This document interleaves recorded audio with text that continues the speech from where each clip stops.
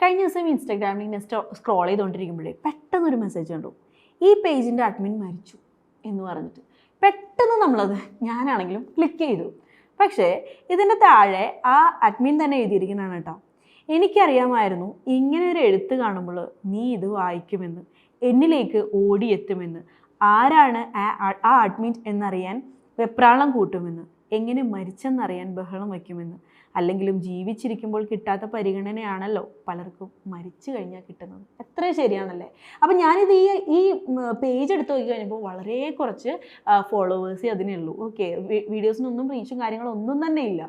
പക്ഷേ ഈ ഒരു ഒറ്റ പോസ്റ്റിൻ്റെ ഇടയിൽ മാത്രം എത്രയോ കമൻറ്റുകളും എത്ര വ്യൂ ആണെന്നറിയോ ആ ഒരു പോസ്റ്റിനുള്ളത്.